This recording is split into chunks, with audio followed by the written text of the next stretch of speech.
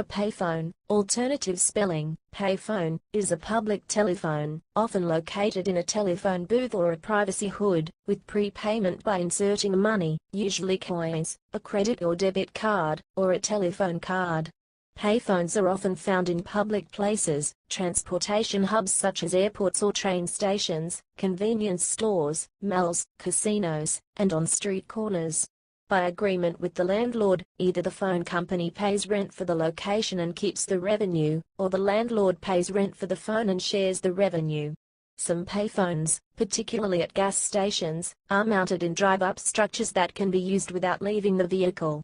Payphone revenues have sharply declined in many places, largely due to the increased usage of mobile phones. Payphone providers have sometimes tried to reverse the decline in usage by offering additional services such as SMS and internet access, thus making their phone booths into internet kiosks. The abandonment of payphones by telephone companies has angered some people who consider them a communication staple for low-income and low-credit consumers. In particular, payphones are useful for foreign or generally non-local travelers who need to place local calls, as well as those who simply don't like, or cannot afford mobile phones. Contents. History. United States. Payphones were preceded by pay stations, manned by telephone company attendants who would collect payment for calls placed. The Connecticut Telephone Co. reportedly had a payphone in their New Haven office beginning June 1, 1880. The fee was handed to an attendant. In 1889, a public telephone with a coin pay mechanism was installed at the Hartford Bank in Hartford, Connecticut by the Southern New England Telephone Co. It was a post-pay machine. Coins were inserted at the end of a conversation. The coin mechanism was invented by William Gray. He was issued a series of patents for his devices, beginning with US 454,470 issued June 23, 1891 for a signal device for telephone pay stations which rang a bell for each coin inserted. He subsequently founded the Telephone Pay Station Co. in 1891. The prepaid phone debuted in Chicago in 1898. By 1902 there were 81,000 payphones in the United States. By 1905, the first outdoor payphones with booths were installed. By the end of 1925, 25,000 of these booths existed in New York City alone. In 1960, the Bell System installed its 1 millionth telephone booth. After the divestiture of Pacific Bell, California, and AT&T in 1984, it was not long before independent stores selling telephones opened up. After that, privately owned payphones hit the market. In 2000, there were over 2 million payphones in the United States, although today that number is less than 500,000 and the major carriers, AT&T and Verizon, have both exited the business, leaving the market to be served by independent payphone companies. United Kingdom. United States. In recent years, deregulation in the United States has allowed payphone service, provided by a variety of companies. Such telephones are called customer-owned coin-operated telephones, COCOT, and are mostly kept in as good condition as compared with a payphone owned and operated by the local telephone company. COCOT contracts are usually more generous to the landlord than telco ones, hence telco payphones on private premises have been more often replaced than street phones. One common implementation is operated by vending machine companies, and contains a hardwired list of non-toll telephone exchanges to which it will complete calls. In the United States, the coin rate for a local direct-dialed station-to-station call from a payphone has been 50 cents in most areas, since mid-2001, for an unlimited number of minutes. During the 1960s and 1970s, the same call in the United States and Canada typically cost 10 cents. In inflation-adjusted terms, in 2006 US dollars, this was 68 cents in 1960, and 28 cents in 1979. While some areas only cost 5 cents, smaller companies occasionally charged as high as 15 cents to 20 cents. In the late 1970s and early 1980s, this price gradually changed to 20 cents, and again rose to 25 cents in some areas between 1985 and 1990, 47 cent minus 39 cents. Inflation-adjusted terms as above. In the late 1990s, the price rose to 35 cents in many areas. However, in most areas in California, for instance, the price is very often 50 cents a call. Note that pay telephones rarely, if ever, accept 50-cent pieces, half dollars. New York City is a notable exception, where Verizon's and other companies' phones still cost 25 cents for 4 minutes, except in hotels and airports. Verizon tried raising the price to 50 cents, but lowered it to 25 cents after customers started using their competitors' phones. In the United States, a payphone operator collects an FCC-mandated fee of 49.4 cents from the owner of a toll-free number for each call successfully placed to that number from the payphone.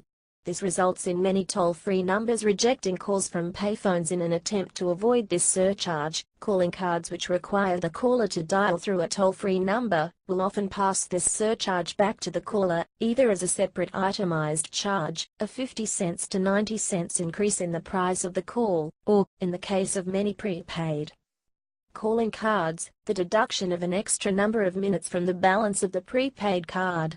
Since 2007, the number of payphones in the United States in operation has declined by 48%.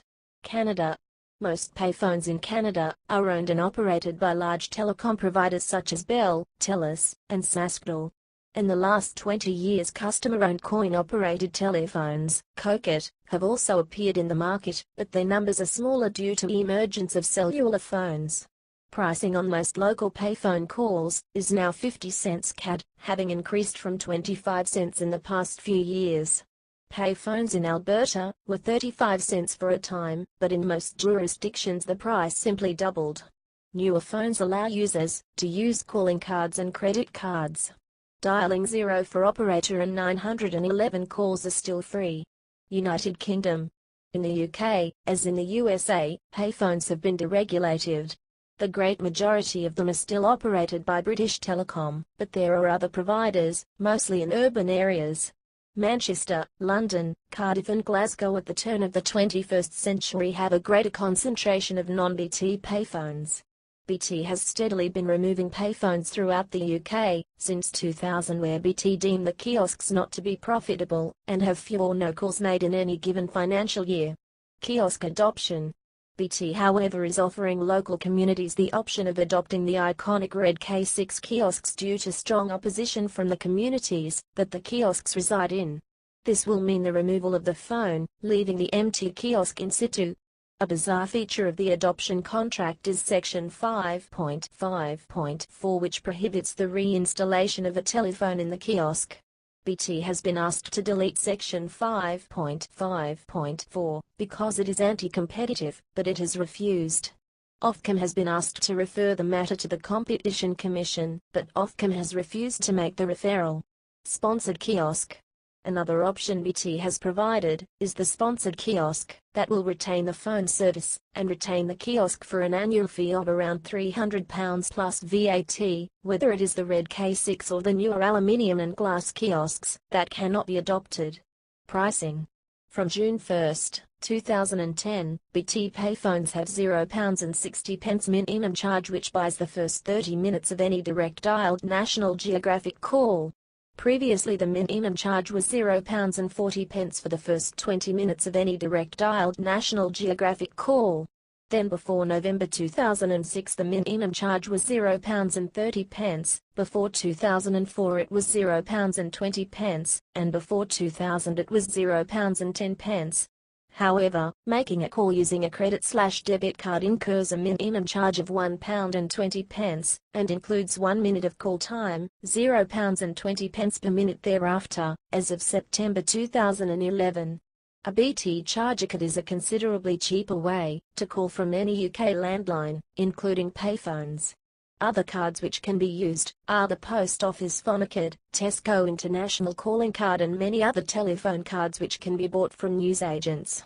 The high cost of calls is a deterrent to use and has led to allegations of closure by stealth. Japan. The majority of payphones on the street and in buildings in Japan are installed and maintained by Nippon Telegraph and Telephone, NTT. Timeline. 1891, William Gray patents his coin-operated telephone. 1920, General Post Office, United Kingdom, introduces K1 public telephone kiosk. and popular culture.